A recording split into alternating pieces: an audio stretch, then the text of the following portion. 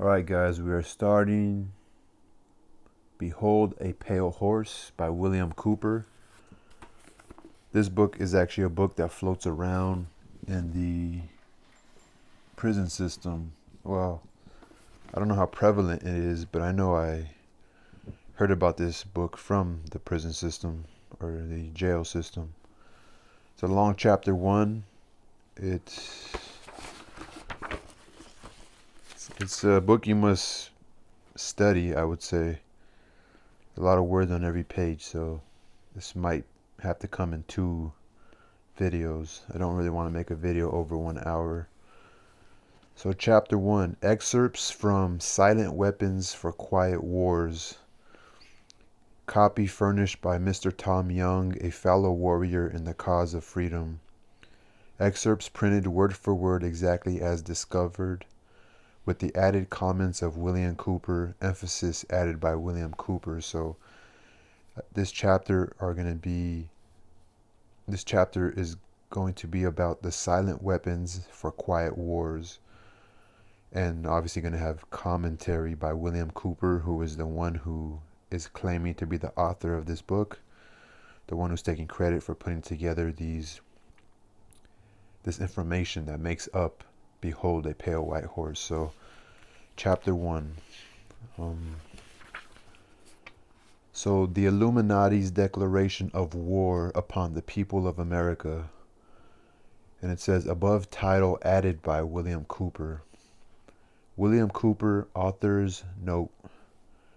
I read top secret documents which explain that silent weapons for quiet wars is the doctrine adopted by the Policy Committee of the Bilderberg Group during its first known meeting in 1954. A copy found in 1969 was in the possession of Naval Intelligence. The following document, dated May 1979, was found on July 7, 1986, in an IBM copier that had been purchased at a surplus sale. Top secret. Silent Weapons for Quiet Wars, an introductory programming manual. Operations Research Technical Manual TM-SW7905.1. Welcome aboard. This publication marks the 25th anniversary of the Third World War, called the Quiet War, being conducted using subjective biological warfare fought with silent weapons. This book contains an introductory description of this war, its strategies, and its weaponry.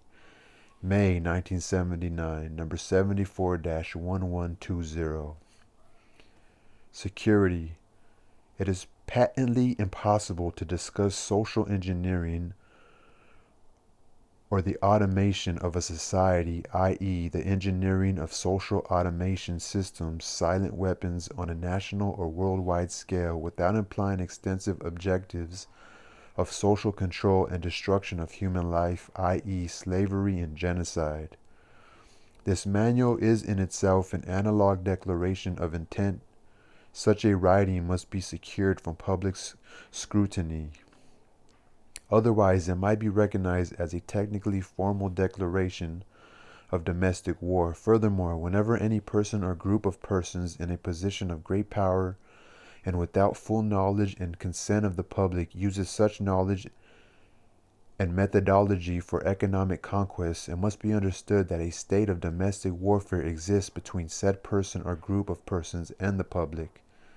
The solution of today's problems requires an approach which is ruthlessly candid, with no agonizing over religious, moral, or cultural values. You have qualified for this project because of your ability to look at human society with cold objectivity and yet analyze and discuss your observations and conclusions with others of similar intellectual capacity without a loss of discretion or humility. Such virtues are exercised in your own best interest. Do not deviate from them. W.C. Author's Note. So William Cooper, Author's Note. All above emphasizes are mine, as are those in the following two sections, and including bracketed additions throughout. I do recognize this document based upon the document's own admission as a formal declaration of war by the Illuminati upon the citizens of the United States of America. I acknowledge that a state of war exists and has existed between the citizens of the United States of America and the Illuminati aggressor based upon this recognition. I present to you that the peaceful citizens of this nation are fully justified in taking whatever steps may be necessary, including violence, to identify, counterattack, and destroy the enemy. I base this statement upon the God-given right of any peaceful people to defend themselves against attack and destruction by any enemy waging war against them. I cite the principles outlined in the Declaration of Independence, the Constitution of the United States of America, and the fully recognized and acknowledged historical precedents that have served as a justification for destruction of tyrants. So, historical introduction. Silent weapon technology has evolved from operations research, OR, a strategic and tactical methodology developed under the military management Eisenhower in England during World War II. The original purpose of operations research was to study the strategic and tactical problems of air and land defense with the objective of effective use of limited military resources against foreign enemies, i.e., logistics. It was soon recognized by those in positions of power, the Council on Foreign Relations, that the same methods might be useful for totally controlling a society, but better tools were necessary. Social engineering, the analysis and automation of a society, requires the correlation of great amounts of constantly changing economic information, data, so a high-speed, computerized data processing system was necessary which could race ahead of the society and predict when society would arrive for capitulation. High-speed computerized data processing system was necessary, which could race ahead of the society and predict when society would arrive for capitulation. Relay computers were too slow, but the electronic computer, invented in 1946 by J. Presper Eckert and John W. Mauchly, filled the bill. The next breakthrough was the development of the simplex method of linear programming in 1947 by the mathematician George B. Dantzig. Then in 1948, the transistor, invented by J. Bardeen, W. H. Brattain, and W. Shockley, promised great expansion of the computer field by reducing space and power requirements. With these three inventions under their direction, those in positions of power strongly suspected that it was possible for them to control the whole world with the push of a button. Immediately, the Rockefeller Foundation got in on the ground floor by making a 4-year grant to Harvard College, funding the Harvard Economic Research Project for the study of the structure of the American economy. 1 year later, in 1949, the United States Air Force joined in. In 1956, the original grant period terminated and a high-level meeting of the elite Illuminati was held to determine the next phase of social operations research. The Harvard Project had been very fruitful, as is borne out by the publication of some of its results in 1953, suggesting the feasibility of economic social engineering. Studies in the Structure of the American Economy, copyright 1953 by Wassily Leontief, International Sciences Press Incorporated, White Plains, New York.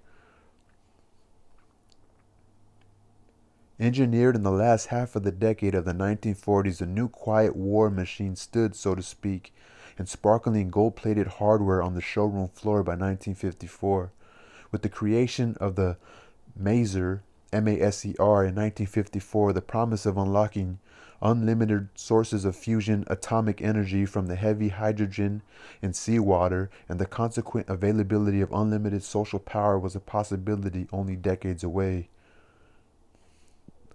So limited sources of fusion atomic energy from the heavy hydrogen in seawater. The combination was irresistible. The Quiet War was quietly declared by the international elite, the Bilderberg Group, at a meeting held in 1954. Although the silent weapons system was nearly exposed 13 years later, the evolution of the new weapon system has never suffered any major setbacks. This volume marks the 25th anniversary of the beginning of the Quiet War. Already this domestic war has had many victories on many fronts throughout the world.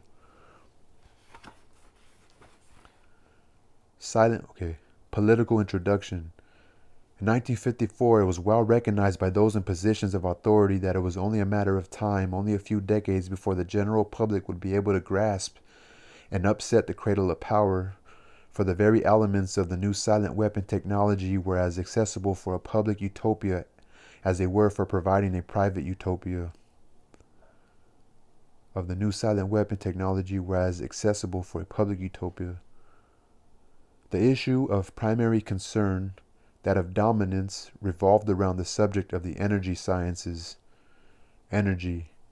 Energy is recognized as a key to all activity on Earth. Natural science is a study of the sources and control of natural energy, and social science, theoretically expressed as economics, is a study of the sources and control of the social energy. Both are bookkeeping systems, mathematics. Therefore, mathematics is the primary energy science, and the bookkeeper can be king if the public can be kept ignorant of the methodology of the bookkeeping. All science is merely a means to an end. The means is knowledge. The end is control. The end always justifies the means. Beyond this remains only one issue: who will be the beneficiary? In 1954, this was the issue of primary concern. Although the so-called moral issues were raised in view of the law of natural selection, it was agreed that a nation or world of people who will not use their intelligence are no better than animals who do not have intelligence. Such people are beasts of burden and stakes on the table by choice and consent. Consequently, in the interest of future world order, peace, and tranquility, it was decided to privately wage a quiet war against the American public with an ultimate objective of permanently shifting the natural and social energy wealth of the undisciplined and irresponsible many into the hands of the self-disciplined, responsible, and worthy few. In order to implement this objective, it was necessary to create, secure, and apply new weapons which, as it turned out, were a class of weapons so subtle and sophisticated in the principle of operation and public appearance as to earn for themselves the name silent weapons. In conclusion, the objective of economic research, as conducted by the magnates of capital, banking, and the industries of commodities, goods, and services, is the establishment of an economy which is totally predictable and manipulatable. In order to achieve a totally predictable economy, the low-class elements of the society must be brought under total control, i.e., must be housebroken, trained, and assigned a yoke and long-term social duties from a very early age before they have an opportunity to question the propriety of the matter. In order to achieve such conformity, the lower-class family unit must be disintegrated by a process of increasing preoccupation of the parents and the establishment of government-operated daycare centers for the occupationally orphaned children.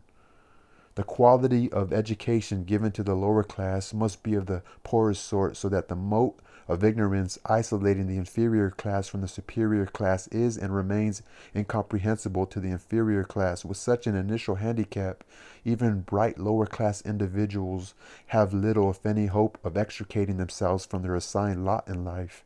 This form of slavery is essential to maintaining some measure of social order, peace, and tranquility for the ruling upper class. Descriptive introduction of the silent weapon. Everything that is expected from an ordinary weapon is expected from a silent weapon by its creators, but only in its own manner of junctioning. It shoots situations instead of bullets, propelled by data processing instead of a chemical reaction, explosion, originating from bits of data instead of grains of gunpowder, from a computer instead of gun, operated by a computer programmer instead of a marksman, under the orders of a banking magnate instead of a military general. It makes no obvious explosive noises, causes no obvious physical or mental injuries, and does not obviously interfere with anyone's daily social life. Yet it makes an unmistakable noise, causes unmistakable physical or mental damage, and unmistakably interferes with daily social life, i.e., unmistakable to a trained observer, one who knows what to look for. Unmistakable to a trained observer, one who knows what to look for. The public cannot comprehend this weapon and therefore cannot believe that they are being attacked and subdued by a weapon. The public might instinctively feel that something is wrong. Isn't that the truth? But because of the technical nature of the silent weapon, they cannot express their feeling in a rational way or handle the problem with intelligence. Therefore, they do not know how to cry for help and do not know how to associate with others to defend themselves against it. When a silent weapon is applied gradually, the public adjusts, adapts to its presence, and learns to tolerate its encroachment on their lives until the pressure, psychological via economic, becomes too great and they crack up. Therefore, the silent weapon is a type of biological warfare. It attacks the vitality, options, and mobility of the individuals of a society by knowing, understanding, manipulating, and attacking their sources of natural and social energy and their physical, mental, and emotional strengths and weaknesses. Theoretical introduction. Give me control over a nation's currency, and I care not who makes its laws. Mayer Amschel Rothschild, 1743 through 1812. Give me control over a nation's currency, and I care not who makes its laws.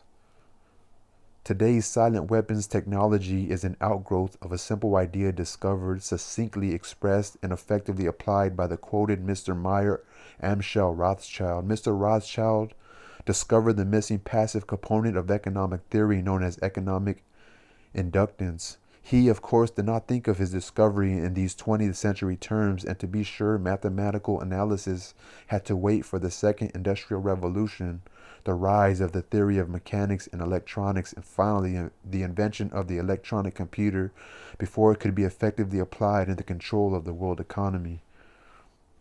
General energy concepts. In the study of energy systems, there always appear three elementary concepts.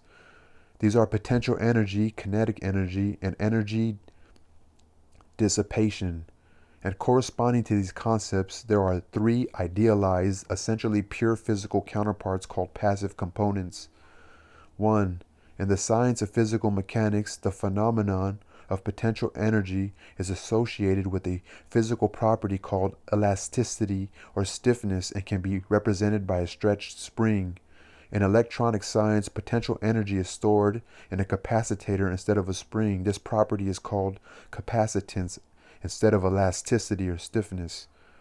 Number 2, in the science of physical mechanics, the phenomenon of kinetic energy is associated with the physical property called inertia or mass and can be represented by a mass or a flywheel in motion. In electronic science, kinetic energy is stored in an inductor. In electronic science, kinetic energy is stored in an inductor in a magnetic field instead of a mass. This property is called inductance instead of inertia. Number 3, in the science of physical mechanics, the phenomenon of energy dissipation is associated with the physical property called friction or resistance. It can be represented by a dashpot or other device which converts system energy into heat. In electronic science, dissipation of energy is performed by an element called either a resistor or a conductor, the term resistor being the one generally used to express the concept of friction, and the term conductor being generally used to describe a more ideal device, e.g. wire, employed to convey electronic energy efficiently from one location to another. The property of a resistance or conductor is measured as either resistance or conductance reciprocals.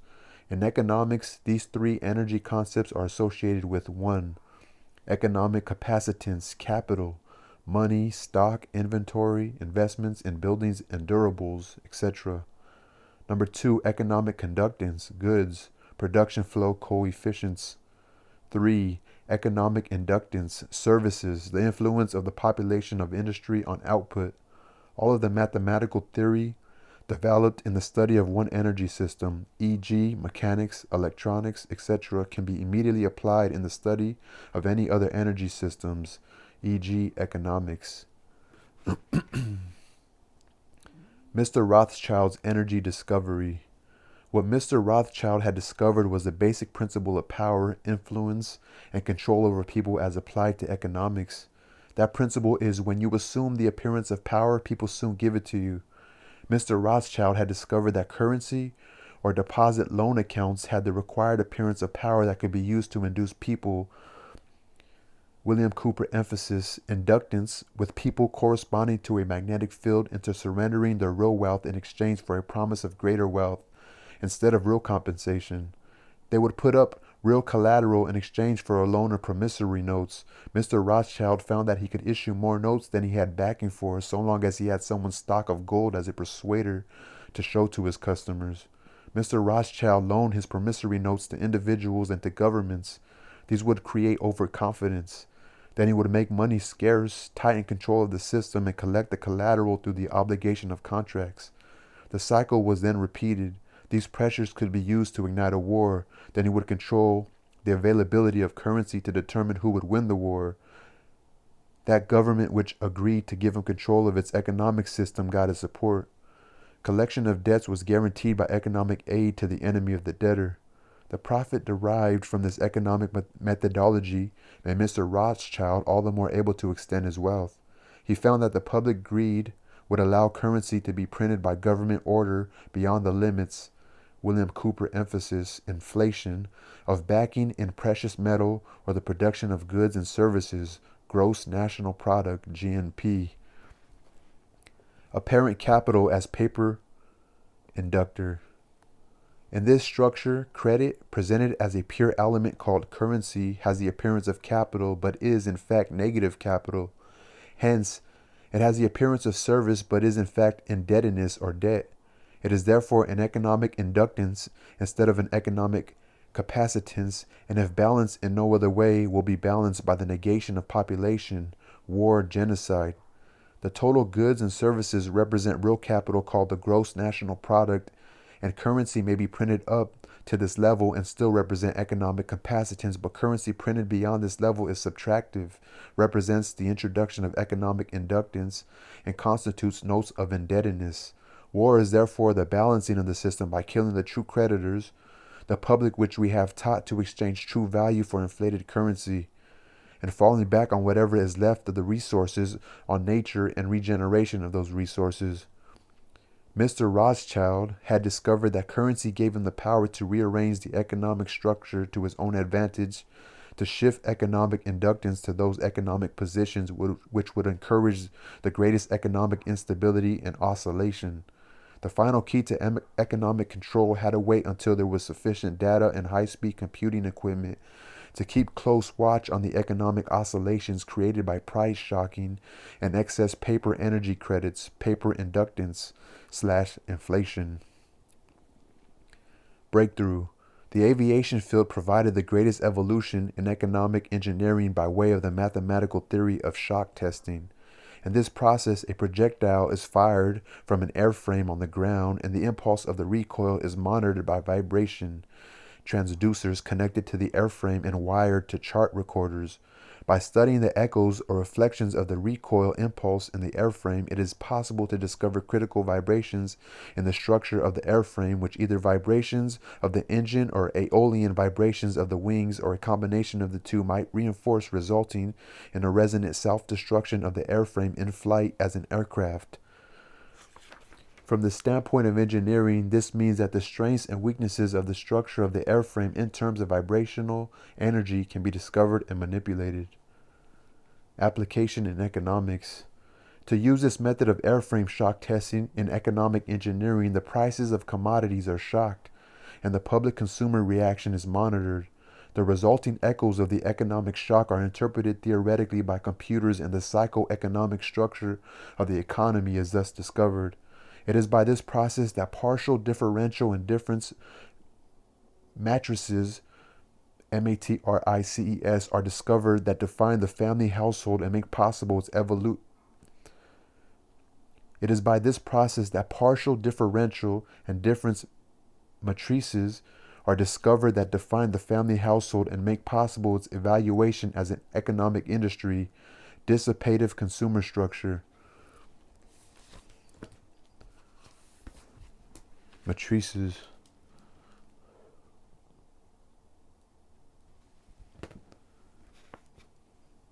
Then the response of the household to future shocks can be predicted and manipulated, and society becomes a well-regulated animal with its reins under the control of a sophisticated, computer-regulated social energy bookkeeping system. Eventually, every individual element of the structure comes under computer control through a knowledge of personal preferences, such knowledge guaranteed by computer association of consumer preferences, universal product code, UPC, zebra stripe pricing codes on packages with identified consumers, identified via association with the use of a credit card, and later a permanent tattooed body number. William Cooper emphasis, invisible under normal ambient illumination. So he's talking about the mark of the beast. So eventually every individual element of the structure comes under computer control through a knowledge of personal preferences, such knowledge guaranteed by computer association of consumer preferences, universal product code, UPC, through a knowledge of personal preferences, such knowledge guaranteed by computer association of consumer preferences, universal product code, UPC, zebra stripe pricing, codes on packages with identified consumers, identified via association with the use of a credit card, and later a permanent tattooed body number. William Cooper emphasis, invisible under normal ambient illumination. The economic model. The Harvard Economic Research Project, 1948, was an extension of World War II operations research. Its purpose was to discover the science of controlling an economy, at first the American economy and then the world economy. It was felt that with sufficient mathematical foundation and data, it would be nearly as easy to predict and control the trend of an economy as to predict and control the It was felt that with sufficient mathematical foundation and data, it would be nearly as easy to predict and control the trend of an economy as to predict and control the trajectory of a projectile. Such has proven to be the case. Moreover, the economy has been transformed into a guided missile on target. The immediate aim of the Harvard project was to discover the economic structure, what forces change that structure, how the behavior of the structure can be predicted, and how it can be manipulated. What was needed was a well-organized knowledge of the mathematical structures and interrelationships of investment, production, distribution, and consumption. To make a short story of it all, it was discovered that an economy obeyed the same laws as electricity, and that all of the mathematical theory and practical and computer know-how developed for the electronic field, not openly declared, and its more subtle implications. To make a short story of it all, it was discovered that an economy obeyed the same laws as electricity, and that all of the mathematical theory and practical and computer know-how developed for the electronic field could be directly applied in the study of economics. This discovery was not openly declared, and its more subtle implications were and are kept a closely guarded secret. For example, that in an economic model, human life is measured in dollars, and that the electric spark generated when opening a switch connected to an active inductor is mathematically analogous to the initiation of a war. The greatest hurdle which theoretical economists faced was the accurate description of the household as an industry. This is a challenge because consumer purchases are a matter of choice, which in turn is influenced by income, price, and other economic factors. This hurdle was cleared in an indirect and statistically approximate way by an application of shock testing to determine the current characteristics, called current technical coefficients, of a household industry. Finally, because problems in theoretical economics can be translated very easily into problems in theoretical electronics, and the solution translated back again, it follows that only a book of language translation and concept definition needed to be written for economics. The remainder could be gotten from standard works on mathematics and electronics. This makes the publication of books on advanced economics unnecessary and greatly simplifies project security. Industrial diagrams. An ideal industry is defined as a device which receives value from other industries in several forms and converts it into one specific product for sales and distribution to other industries. It has several inputs and one output. What the public normally thinks of as one industry is really an industrial complex where several industries under one roof produce one or more products. 3 industrial classes. Industries fall into 3 categories or classes by type of output. Class number 1, capital, resources. Class number 2, goods, commodities or use, dissipative. Class 3, services, actions. Number 3, services, action of population. Class number 1, industries, exist at 3 levels. Number 1, nature, sources of energy and raw materials. 2, government, printing of currency equal to gross national product. GNP, an extension, inflation of currency in excess of GNP. Number 3, banking, loaning of money for interest and extension, inflation, counterfeiting of economic value through deposit loan accounts. Class number 2, industries exist as producers of tangible or consumer dissipated products. This sort of activity is usually recognized and labeled by the public as an industry. Class number 3, industries are those which have service rather than a tangible product as their output. These industries are called 1, households, and 2, governments. Their output is human activity of a mechanical sort, and their basis is population. Aggregation. The whole economic system can be represented by a 3-industry model if one allows the names of the outputs to be 1, capital, 2, goods, and 3, services. The problem with this representation is that it would not show the influence of, say, the textile industry on the ferrous metal industry.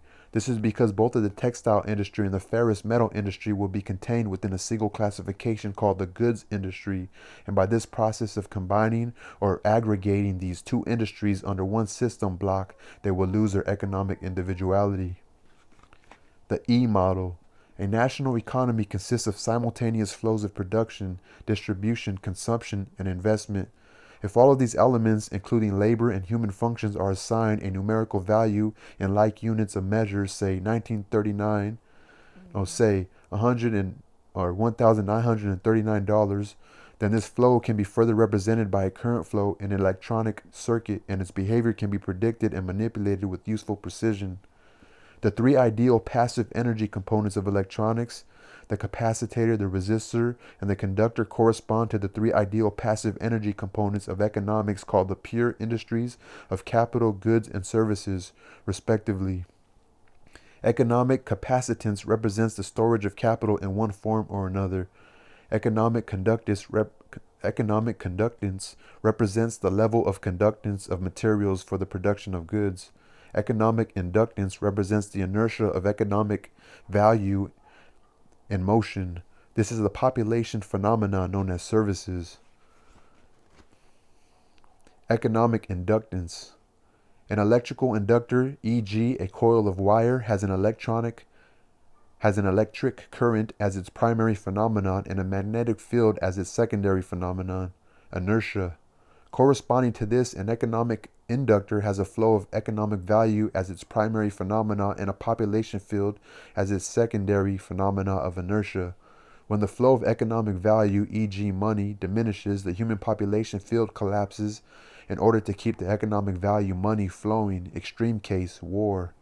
This public inertia is a result of consumer buying habits, expected standard of living, etc., and is generally a phenomenon of self-preservation. Inductive factors to consider. 1, population. 2, magnitude of the economic activities of the government. 3, the method of financing these government's activities. See Peter Paul principle, inflation of the currency. Translation. A few examples will be given. Charge, coulombs, dollars, 1939. Flow / current, amperes, coulombs per second, dollars of flow per year. Motivating force, volts, dollars, output, demand. Conductance, amperes per volt, dollars of flow per year per dollar demand. Capacitance, coulombs per volt, dollars of production inventory / stock per dollar demand. Time flow relationships and self-destructive oscillations. An ideal industry may be symbolized electronically in various ways. The simplest way is to represent a demand by a voltage and a supply by a current.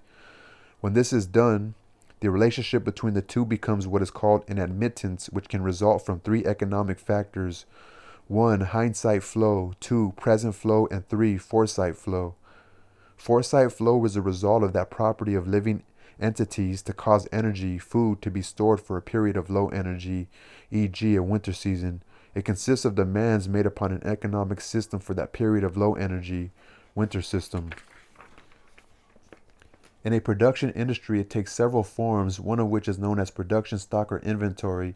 In electronic symbology, this specific industry demand, a pure capital industry, is represented by capacitance, and the stock or resource is represented by a stored charge. Satisfaction of an industry demand suffers a lag because of the loading effect of inventory priorities. Present flow ideally involves no delays. It is, so to speak, input today for output today. A hand-to-mouth flow. In electronic symbology, this specific industry demand, a pure use industry, is represented by a conductance which is then a simple economic valve, a dissipative element. Hindsight flow is known as habit or inertia. In electronics, this phenomenon is the characteristic of an inductor economic analog equal a pure service industry in which a current flow economic analog equal flow of money creates a magnetic field economic analog equal active human population which, if the current money flow begins to diminish, collapse, war to maintain the current flow of energy, or to maintain the current flow of money dash energy. Other large alternatives to war as economic inductors or economic flywheels are an open-ended social welfare program or an enormous but fruitful open-ended space program. William Cooper emphasizes.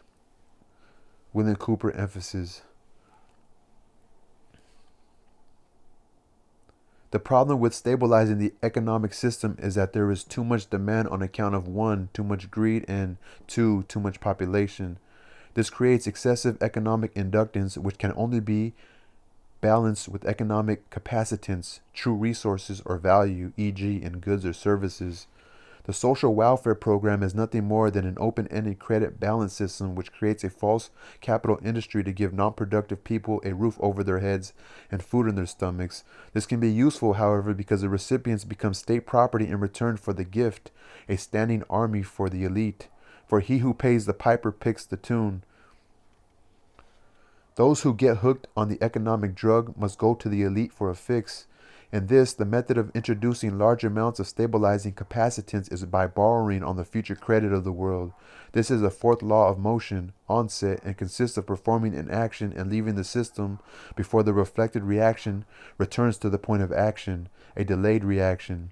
The means of surviving the reaction is by changing the system before the reaction can return. By this means, politicians become popular in their own time and the public pays for it later. In fact, the measure of such a politician is the delay of time. The same thing is achieved by a government by printing money beyond the limit of the gross national product, an economic process called inflation. Note, remember that inflation is only the act of printing money in excess of gross national product. They could blame it on the price of widgets or oil only because you never knew the real cause. The real cause and the only cause of inflation is the printing of more money beyond the gross national product. This puts a large quantity of money into the hands of the public and maintains a balance against their greed, creates a false self-confidence in them, and for a while stays the wolf from the door. They must eventually resort to war to balance the account, because war ultimately is merely the act of destroying the creditor, and the politicians are the publicly hired hitmen that justify the act to keep the responsibility and blood off the public conscience. See section on consent factors and social economic structuring. If the people really cared about their fellow man, they would control their appetites, greed, procreation, etc., so that they would not have to operate on a credit or welfare social system which steals from the worker to satisfy the bum. Since most of the general public will not exercise restraint, there are only two alternatives to reduce the economic inductance of the system. 1. Let the populace bludgeon each other to death in war, which will only result in a total destruction of the living earth. 2. Take control of the world by the use of economic silent weapons in a form of quiet warfare and reduce the economic inductance of the world to a safe level by a process of benevolent slavery and genocide. The latter option has been taken as the obviously better option. At this point, it should be crystal clear to the reader why absolute secrecy about the silent weapons is necessary. The general public refuses to approve its own mentality and its faith in its fellow man. It has become a herd of proliferating barbarians, and so to speak, a blight upon the face of the earth. They do not care enough about economic science to learn why they have not been able to avoid war despite religious morality and their religious or self-gratifying refusal to deal with earthly problems renders the solution of the earthly problem unreachable. They do not care enough about economic science to learn why they have not been able to avoid war despite religious morality, and the religious or self-gratifying refusal to deal with earthly problems renders the solution of the earthly problem unreachable by them. It is left to those few who are truly willing to think and survive as the fittest to survive, to solve the problem for themselves as the few who really care. Otherwise, exposure of the silent weapon would destroy our only hope of preserving the seed of future true humanity.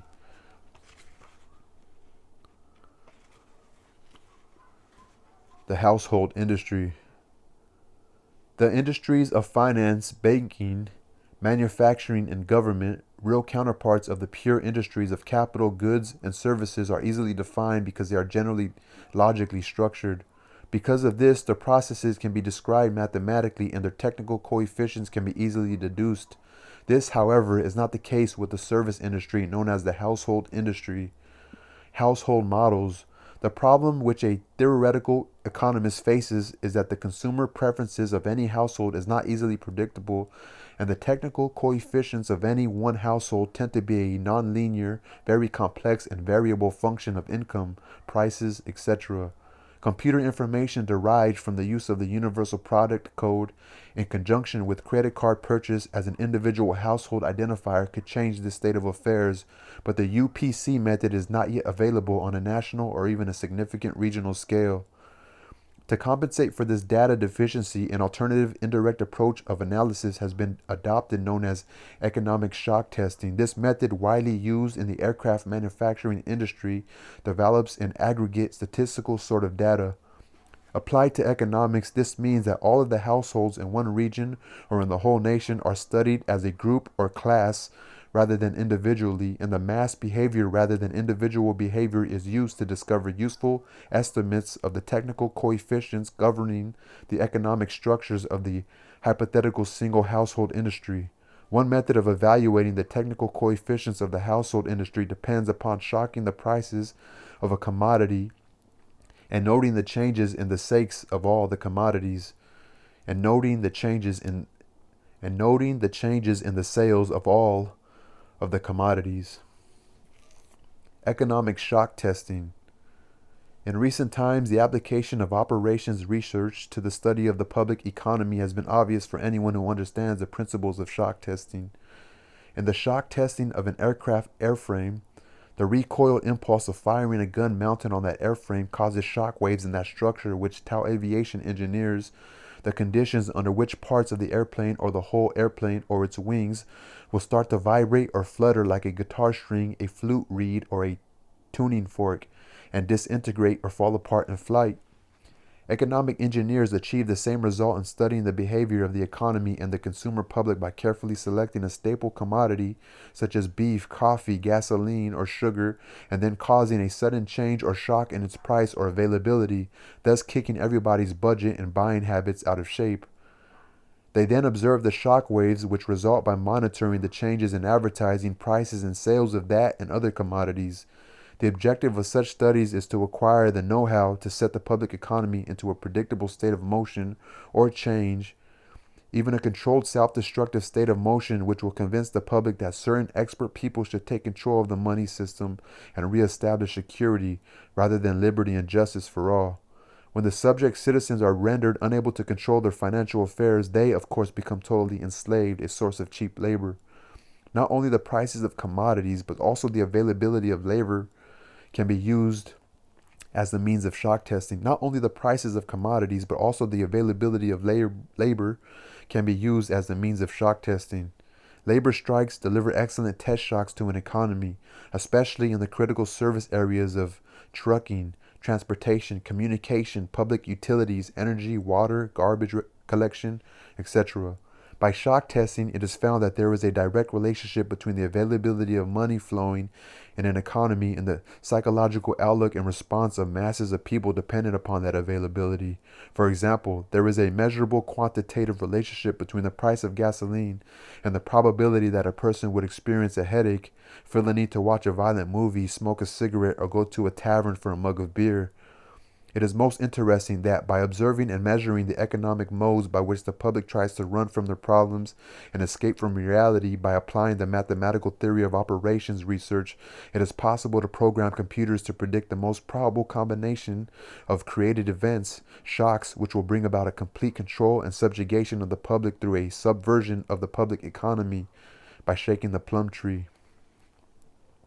Introduction to economic amplifiers. Introduction to economic amplifiers. Economic amplifiers are the active components of economic engineering. The basic characteristic of an amplifier, or any amplifier, mechanical, electrical, or economic, is that it receives an input control signal and delivers energy from an independent energy source to a specified output terminal in a predictable relationship to that input control signal. The simplest form of economic amplifier is a device called advertising.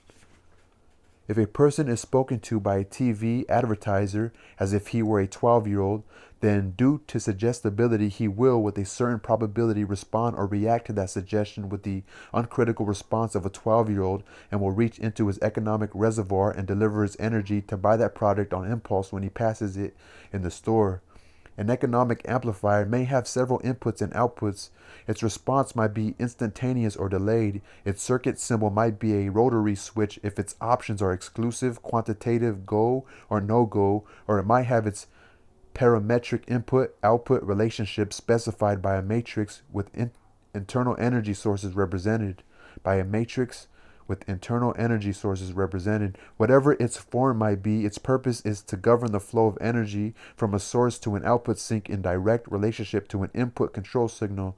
For this reason, it is called an active circuit element or component. Economic amplifiers fall into classes called strategies, and in comparison with electronic amplifiers, the specific internal functions of an economic amplifier are called logistical instead of electrical. Therefore, economic amplifiers not only deliver power gain but also, in effect, are used to cause changes in the economic circuitry. In the design of an economic amplifier, we must have some idea of at least 5 functions, which are: 1. The available input signals. 2. The desired output control objectives. 3. The strategic objective. 4. The available economic power sources. 5. The logistical options. The process of defining and evaluating these factors and incorporating the economic amplifier into an economic system has been popularly called game theory. William Cooper emphasis. So 1. The available input signals. 2. The desired output control objectives. 3. The strategic objective. 4. The available economic power sources. 5. The logistical options. The design of an economic amplifier begins with a specification of the power level of the output, which can range from personal to national. The action is a function of the input commands. High gain combined with strong feedback helps to deliver the required precision. Most of the error will be in the input data signal. Personal input data tends to be specific, while national input data tends to be statistical. Short list of inputs. Questions to be answered. Number 1, what? 2, when? 3, where? 4, how? 5, why? 6, who? General sources of information. Number 1, telephone taps. 2, surveillance. 3, analysis of garbage. 4, behavior of children in school. Standard of living by. 1, food. 2, clothing. 3, shelter. 4, transportation. Social contacts. 1, telephone, itemized record of calls. 2, family, marriage certificates, birth certificates, etc. 3, friends, associates, etc. 4, memberships in organizations. 5, political affiliations. The personal paper trail. Personal buying habits, i.e. personal consumer preferences. 1, checking accounts. 3, credit card purchases. 4, tagged credit card purchases. The credit card purchase of products bearing the UPC, Universal Product Code. Assets, checking accounts, savings accounts, real estate, business, automobile, etc. Safety deposit at bank, stock market. Liabilities, creditors, enemies, C-legal.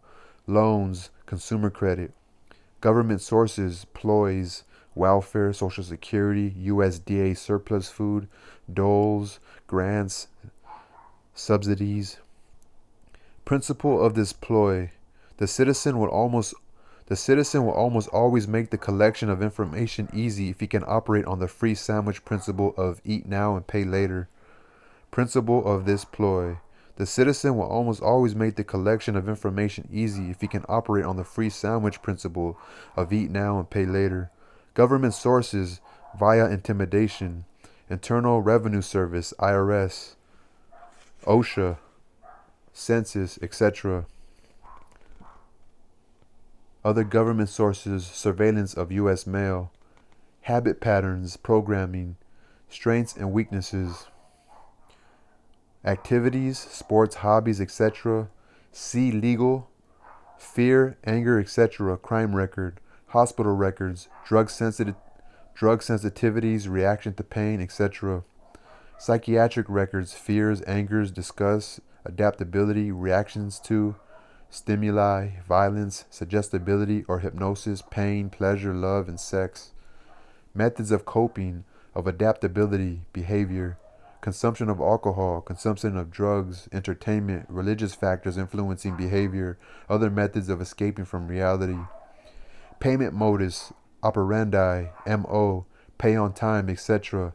Payment of telephone bills, energy purchases, electric, gas, water purchases, repayment of loans, house payments, automobile payments, payments on credit cards. Political sensitivity, beliefs, contacts, position, strengths, weaknesses, projects, activities. Legal inputs, behavioral control, excuses for investigation, search, arrest, or employment of force to modify behavior, court records, police records, NCIC, driving record, reports made to police, insurance information, anti-establishment acquaintances. National input information, business resources via IRS, etc. National input information, business sources via IRS, etc. Prices of commodities, sales, investments in stocks/inventory, production tools and machinery, buildings and improvements, the stock market. Banks and credit bureaus, credit information, payment information, miscellaneous sources, polls and surveys, publications, telephone records, energy and utility purchases. So these are short lists of inputs.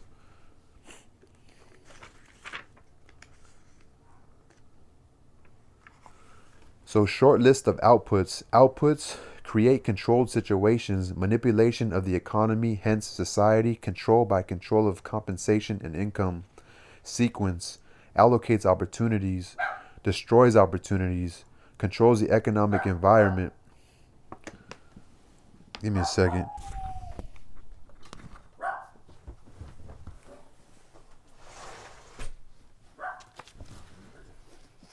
Not sure that makes a difference, but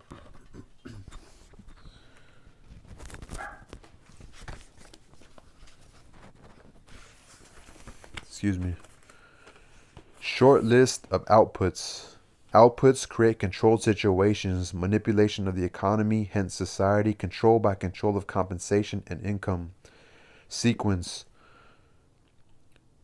allocates opportunities, destroys opportunities, controls the economic environment, controls the availability of raw materials, controls capital, controls bank rates, controls the inflation of the currency, controls the possession of property, controls industrial capacity, controls manufacturing, controls the availability of goods, commodities, controls the prices of commodities, controls services, the labor force, etc., controls payments to government officials, controls the legal functions, controls the personal data files, uncorrectable by the party slandered, controls advertising, controls media contact, controls material available for TV viewing, disengages attention from real issues, engages emotions, creates disorder, chaos, and insanity, controls design of more probing tax forms, controls surveillance, controls the storage of information, develops psychological analysis and profiles of individuals, controls legal functions, repeat of 15, controls sociological factors, controls health options, preys on the weaknesses, cripples strengths, leeches wealth and substance. Table of strategies: do this, Keep the public ignorant. Maintain access to control points for feedback. Create preoccupation. Attack the family unit. Give less cash and more credit and doles. Attack the privacy of the church. Social conformity. Minimize the tax protest. Stabilize the consent. Tighten control of variables. Establish boundary conditions. Proper timing. Maximize control. Collapse of currency. So, okay, do this. Keep the public ignorant. Less public. Okay, so it says table of strategies. Do this to get this. Keep the public ignorant. Less public organization. Maintain access to control points for feedback. Required reaction to outputs, prices, and sales. Create preoccupation. Lower defenses. Attack the family unit. Control the education of the young. Give less cash and more credit doles. More self-indulgence and more data. Attack the privacy of the church. Destroy faith in this sort of government.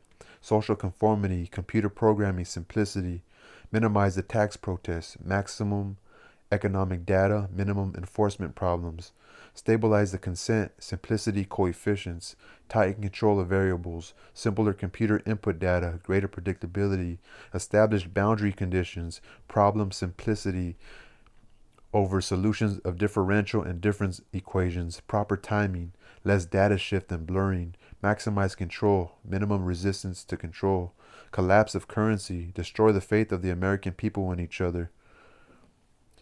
William Cooper, ultimate objective, New World Order. Diversion, the primary strategy. I think we'll end it there. So I want to finish the first chapter of Behold a Pale Horse. So we just finished the table of strategies. So diversion, the primary strategy. Experience has proven that the simplest method of securing a silent weapon and gaining control of the public is to keep the public undisciplined and ignorant of basic systems, principles on the one hand, while keeping them confused, disorganized, and distracted with matters of no real importance on the other hand. William Cooper, all emphasis. This is achieved by 1. Disengaging their minds, sabotaging their mental activities, providing a low-quality program of public education in mathematics, logic, systems, design, and economics, and discouraging technical creativity. 2. Engaging their emotions, increasing their self-indulgence and their indulgence in emotional and physical activities by A. Unrelenting emotional affrontations and attacks, mental and emotional rape by way of a constant barrage of sex, violence, and wars in the media, especially the TV and the newspapers. B. Giving them what they desire in excess, junk food for thought, and depriving them of what they really need. 3.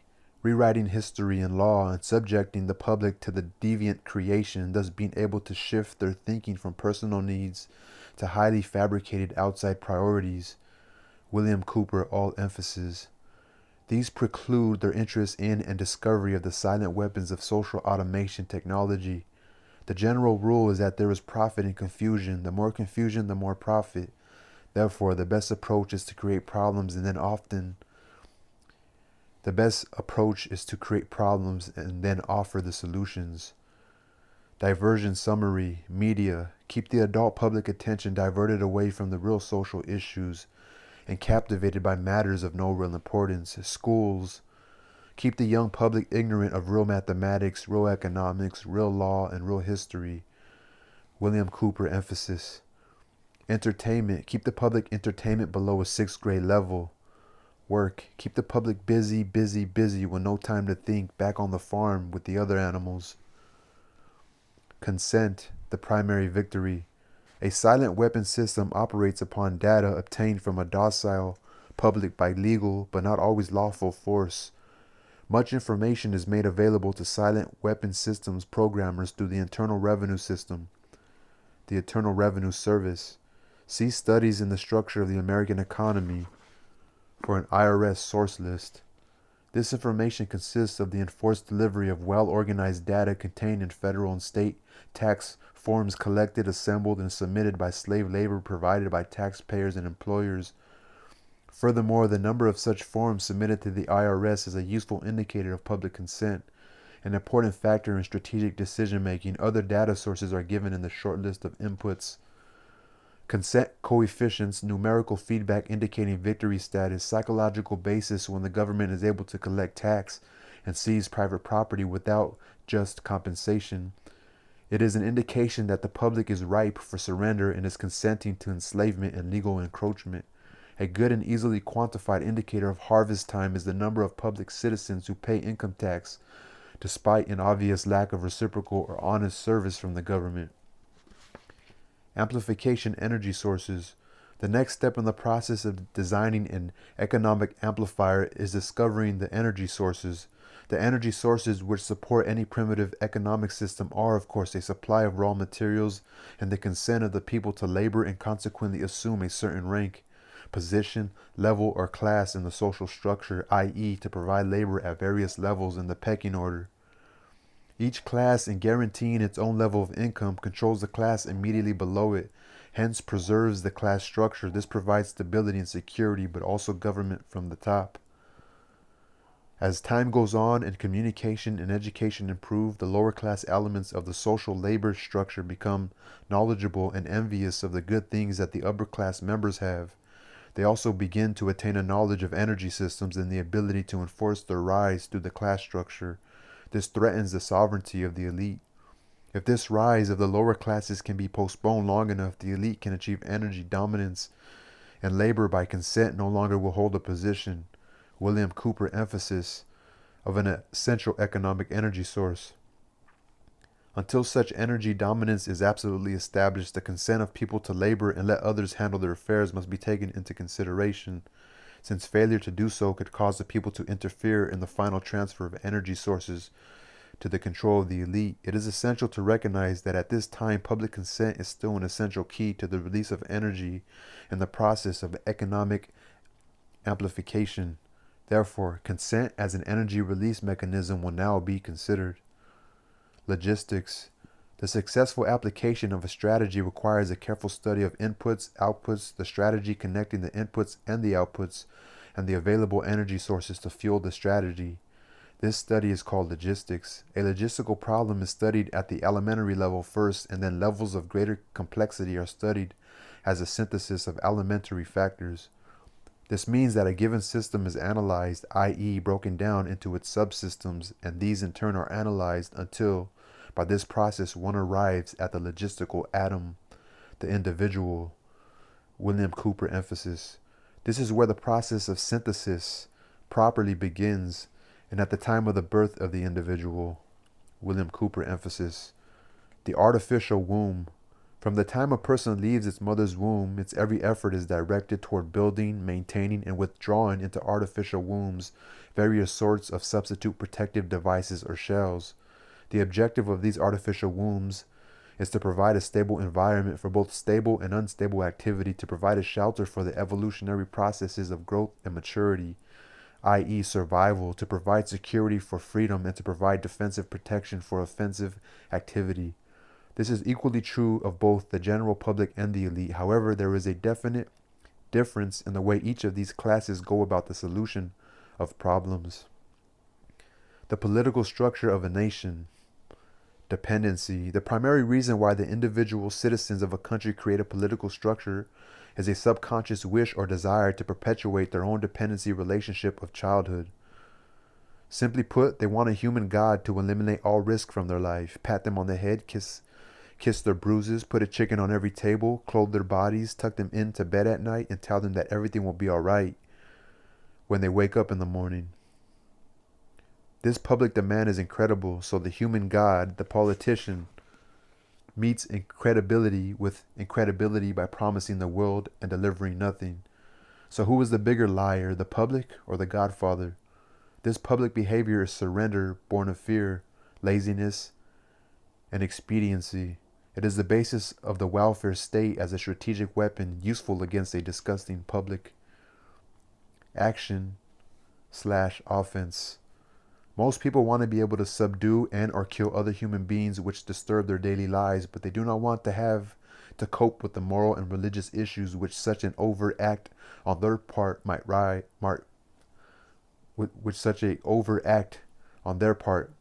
raise. Therefore, they assign the dirty work to others, including their own children, so as to keep the blood off their own hands. They rave about the humane treatment of animals and then sit down to a delicious hamburger from a whitewashed slaughterhouse down the street and out of sight. But even more hypocritical, they pay taxes to finance a professional association of hitmen, collectively called politicians, and then complain about corruption in government. Responsibility. Again, most people want to be free to do things, to explore, etc., but they are afraid to fail. The fear of failure is manifested in irresponsibility, and especially in delegating those personal responsibilities to others where success is uncertain or carries possible or created liabilities, law, which the person is not prepared to accept. They want authority, root word, author, but they will not accept responsibility or liability, so they hire politicians to face reality for them. So let me read that again. Responsibility. Again, most people want to be free to do things, to explore, etc., but they are afraid to fail. The fear of failure is manifested in irresponsibility, and especially in delegating those personal responsibilities to others where success is uncertain or carries possible or created liabilities, law, which the person is not prepared to accept. They want authority, root word, author, but they will not accept responsibility or liability, so they hire politicians to face reality for them. I feel like he's also dissing the elite. Summary. The people hire the politicians so that the people can, so he lists 1 through 5. The people hire the politicians so that the people can obtain security without managing it, obtain action without thinking about it, inflict theft, injury, and death upon others without having to contemplate either life or death, avoid responsibility for their own intentions, and lastly, obtain the benefits of reality and science without exerting themselves in the discipline of facing or learning either of these things. They give the politicians the power to create and manage a war machine to, he lists 1 through 4. They give the politicians the power to create and manage a war machine to provide for the survival of the nation/womb, prevent encroachment of anything upon the nation/womb, destroy the enemy who threatens the nation/womb, destroy those citizens of their own country who do not conform for the sake of stability of the nation/womb. Politicians hold many quasi-military jobs, the lowest being the police, which are soldiers, the attorneys and the CPAs, next to are spies and saboteurs, licensed, and the judges who shout the orders and run the closed union military shop for whatever the market will bear. The generals are industrialists. The presidential level of commander-in-chief is shared by the international bankers. The people know that they have created this farce and financed it with their own taxes, consent, but they would rather knuckle under than be the hypocrite. Thus, a nation becomes divided into two very distinct parts, a docile subnation, great silent majority, and a political subnation. The political subnation remains attached to the docile subnation, tolerates it, and leeches its substance until it grows strong enough to detach itself and then devour its parent. System analysis. In order to make meaningful computerized economic decisions about war, the primary economic flywheel, it is necessary to assign concrete logistical values to each element of the war structure, personal and material alike, or personnel and material alike. This process begins with the clear and candid description of the subsystems of such a structure. The draft as military service. Few efforts of human behavior modification are more remarkable or more effective than that of the social military institution known as the draft. A primary purpose of a draft or other such institution is to instill by intimidation in the young males of a society the uncritical conviction that the government is omnipotent. William Cooper note, the truth is just the opposite, as government exists only with the consent of the people. He is soon taught that a prayer is slow to reverse what a bullet can do in an instant. Thus, a man trained in a religious environment for 18 years of his life can, by this instrument of the government, be broken down, be purged of his fantasies and illusions in a matter of mere months. Once that conviction is instilled, all else becomes easy to instill. Even more interesting is the process by which a young man's parents, who perpetually love him, can be induced to send him off to war to his death. William Cooper emphasis. Even more interesting is the process by which a young man's parents who purportedly love him can be induced to send him off to war to his death. He puts that in all quotes. All capital. Although the scope of this work will not allow this matter to be expanded in full detail, nevertheless a coarse overview will be possible and can serve to reveal those factors which must be included in some numerical form in a computer analysis of social and war systems. We begin with a tentative definition of the draft. The draft, selective service, etc., is an institution of compulsory collective sacrifice and slavery devised by the middle-aged and the elderly for the purpose of pressing the young into doing the public dirty work. It further serves to make the youth as guilty as the elders, thus making criticism of the elders by the youth less likely. Generational stabilizer. It is marketed and sold to the public under the label of patriotic equal national service. Once a candid economic definition of the draft is achieved, that definition is used to outline the boundaries of a structure called a human value system, which in turn is translated into the terms of game theory. The value of such a slave laborer is given in a table of human values, a table broken down into categories by intellect, experience, post-service job demand, etc. Some of these categories are ordinary and can be tentatively evaluated in terms of the value of certain jobs for which a known fee exists. Some jobs are harder to value because they are unique to the demands of social subversion. For an extreme example, the value of a mother's instruction to her daughter, causing that daughter to put certain behavioral demands upon a future husband 10 or 15 years hence, thus by suppressing his resistance to a perversion of a government, making it easier for a banking cartel to buy the state of New York in, say, 20 years. Such a problem leans heavily upon the observations and data of wartime espionage and many types of psychological testing. But crude mathematical models, algorithms, etc. can be devised, if not to predict, at least to predetermine these events with maximum certainty. What does not exist by natural cooperation is thus enhanced by calculated compulsion. Human beings are machines, levers which may be grasped and turned, and there is little real difference between automating a society and automating a shoe factory. These derived values are variable.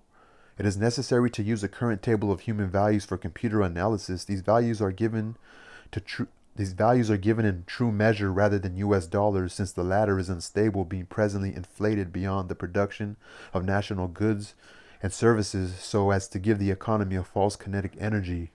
Paper inductance. The silver value is stable, it being possible to buy the same amount with a gram of silver today as could be bought in 1920. Human value measured in silver units changes slightly due to changes in production technology. Enforcement. Factor 1. So this is enforcement. Factor 1. As in every social system approach, stability is achieved only by understanding and accounting for human nature, action/reaction patterns. A failure to do so can be, and usually is, disastrous. As in other human social schemes, one form or another of intimidation or incentive is essential to the success of the draft. Physical principles of action and reaction must be applied to both internal and external subsystems. To secure the draft, individual brainwashing/programming in both the family unit and the peer group must be engaged and brought under control. Factor 2. Father. The man of the household must be housebroken to ensure that Junior will grow up with the right social training and attitudes. The advertising media, etc., are engaged to see to it that father-to-be is pussy-whipped before or by the time he is married. He is taught that he either conforms to the social notch cut out for him, or his sex life will be hobbled and his tender companionship will be zero. He is made to see that women demand security more than logical, principled, or honorable behavior. By the time his son must go to war, father, with jowly for a backbone, will slam a gun into Junior's hand before father will risk the censure of his peers or make a hypocrite of himself by crossing the investment he has in his own personal opinion or self-esteem. Junior will go to war or father will be embarrassed, so Junior will go to war, the true purpose notwithstanding. So let's read that again. He is taught that he either conforms to the social notch cut out for him, or his sex life will be hobbled and his tender companionship will be zero. He is made to see that women demand security more than logical, principled, or honorable behavior.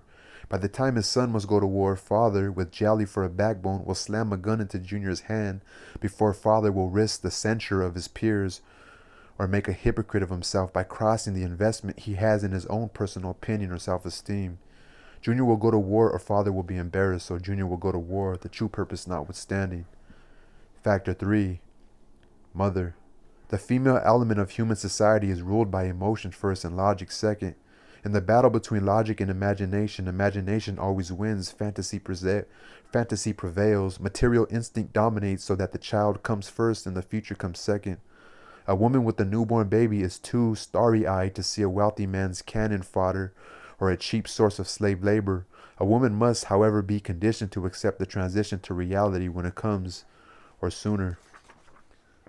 As the transition becomes more difficult to manage, the family unit must be carefully disintegrated, and state-controlled public education and state-operated child care centers must become more common and legally enforced so as to begin the detachment of the child from the mother and the father at an early age. Inoculation of behavioral drugs, Ritalin, can speed the transition for the child, mandatory. Caution, a woman's impulsive anger can override her fear. An irate woman's power must never be underestimated, and her power over a pussy-whipped husband must likewise never be underestimated. It got women the vote in 1920. Factor 4, Junior. The emotional pressure for self-preservation during time of war and the self-serving attitude of the common herd that have an option to avoid the battlefield, if Junior can be persuaded to go, is all of the pressure finally necessary to propel Johnny off to war. Their quiet blackmailings of him are the threats. No sacrifice, no friends, no glory, no girlfriends. Factor 5, Sister. And what about Junior's sister? She is given all the good things of life by her father and taught to expect the same from her future husband regardless of the price. Factor 6, Cattle.